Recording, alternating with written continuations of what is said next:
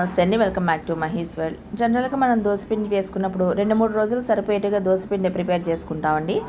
అయితే మొదటి రోజు దోశ తిని రెండో రోజు దోశ వేస్తుంటే దోశని టిఫిన్ బోర్డ్గా ఫీల్ అవుతూ ఉంటారు. అలా కాకుండా మన ఆ టేస్ట్ని మారుస్తూ హెల్దీ బ్రేక్ఫాస్ట్ని తయారు చేసుకోవచ్చండి. నేను దీనికోసం పుదీనా తీసుకున్నాను, 2 గుప్పులు పుదీనా తీసుకున్నాను. అలాగే మనం తీసుకునే కారాన్ని బట్టి నేను ఒక పచ్చిమిరపకాయ తీసుకున్నాను. అంటే మనం దోశ బ్యాటర్ ఎంత తీసుకుంటున్నామో ఆ క్వాంటిటీని బట్టి తీసుకోవచ్చండి.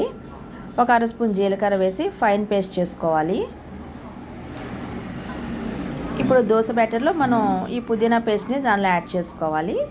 టేస్ట్కు సరిపడిన సాల్ట్ యాడ్ చేసుకోవాలండి.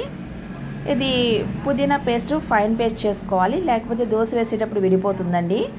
అలా ఫైన్ పేస్ట్ కాకపోతే కనుక మనం వాటర్ యాడ్ చేసి మనం ఆ జ్యూస్ తీసి పిండిలో కలుపుకోవాలి. ఇది మంచి ఫ్లేవర్ వస్తుందండి. నాకు ఈ పుదీనా ఫ్లేవర్ అంటే ఇష్టం అని చెప్పి పుదీనా తీసుకున్నాను. కావాలంటే పాలకూర కూడా వాడుకోవచ్చు. ఈ పుదీనా యాంటీ ఇన్ఫ్లమేటరీగా ఉపయోగపడుతుందండి. మన డైజెషన్కి చాలా హెల్ప్ అవుతుంది. అలాగే నోటి దుర్వాసన తగ్గిస్తుంది. పిప్పళ్ళు అవి ఉంటే బాగా పనిచేస్తుంది. అలాగే గొంతు నొప్పి, జలుబు, దగ్గు ఉన్నప్పుడు ఈ పుదీనా చాలా హెల్ప్ అవుతుందండి. పెనం పెట్టి దోశ వేసానండి. ఎప్పుడైనా దోశ వేసేటప్పుడు ఫస్ట్ మనం సిమ్లో పెట్టి దోశ వేసుకోవాలి. లేకపోతే మనం గరిటెతో పాటుగా పిండి వచ్చేస్తూ ఉంటుందండి, చుట్టుకుపోతుంది. అది దోశ వేసిన తర్వాత ఆయిల్ వేసి అప్పుడు ఫ్లేమ్ పెంచుకోవాలి. ఇది కూడా చెప్పాలనుకుంటారు. బిగినర్స్ ఎవరైనా చూస్తే హెల్ప్ అవుతుందని చెప్పి చెప్పడం అవుతుందండి. మొత్తం కొంచెం ఫ్రై అయిన తర్వాత మనం దోశ టర్న్ చేసుకోవాలి. కలర్ఫుల్గా ఉంది కదండి. ఇది మంచి టేస్ట్ కూడా ఉంటుందండి. ఆ పుదీనా చట్నీ రెగ్యులర్గా చేసుకోలేం కదండి. ఇట్లా మనం చేసుకుని ఈ పుదీనా ఫ్లేవర్ని ఎంజాయ్ చేయొచ్చు.